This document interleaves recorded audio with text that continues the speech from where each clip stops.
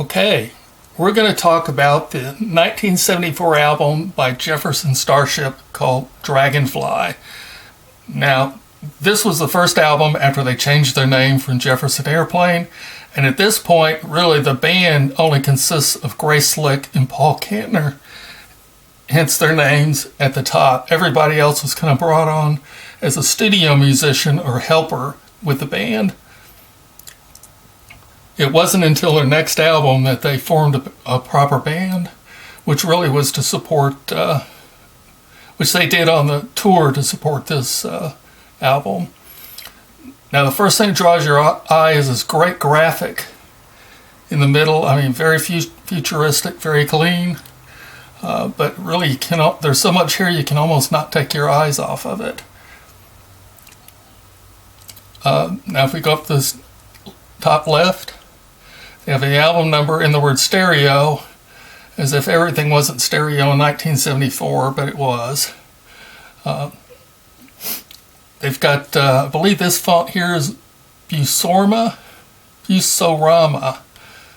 Excuse me. I'm not sure what this is, other than just being a straight sans serif. That one is written in dots. But, yeah, just actually, besides the logo or besides the major graphic, it's actually pretty clean on the front. Everything's really supporting that big graphic. Jefferson Starship, and then Dragonfly down at the bottom. If we go look at the back, it's got all the people who played on here, Kantner and Slick, as well as many others, including the engineer and producers, the production coordinator, and the amp consultant gets his picture on here as well.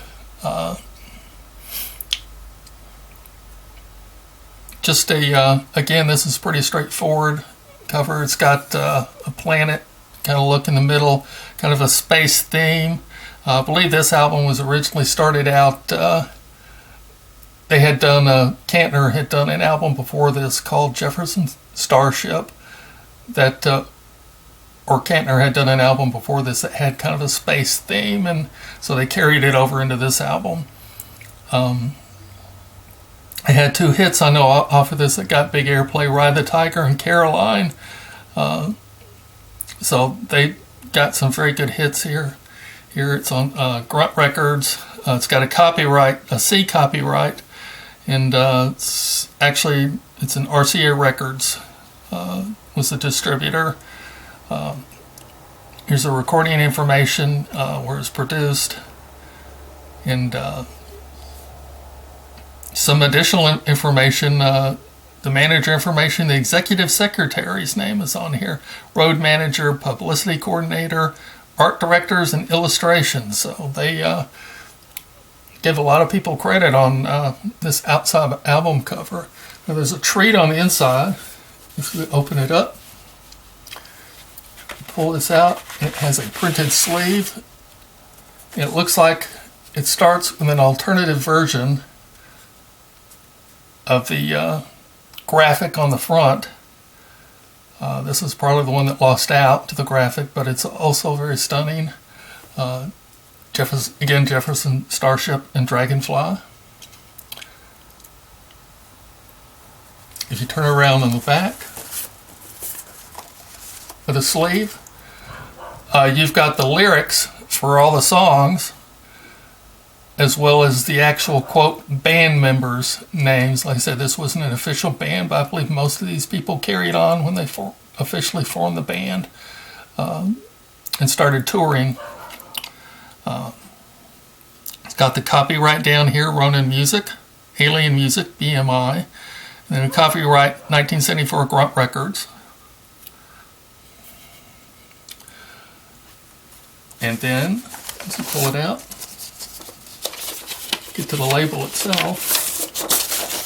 It has a Grunt Records label. Let me get to side A. There we go. Got the Grunt Records label. Really plain. There's nothing really fancy here. Side A, stereo. Again, they're letting everybody know it's stereo in an age where no one makes mono records. But it hadn't been that long ago, I guess a decade, or I think 67 or 8 was the last mono records you could get. And then records on the other side. Oh, got a big scratch there. That's bad. But yeah, overall, there's Dragonfly by Jefferson Starship. And yeah, it's a nice looking album. It's another one of those covers that just kind of draws your eye to it.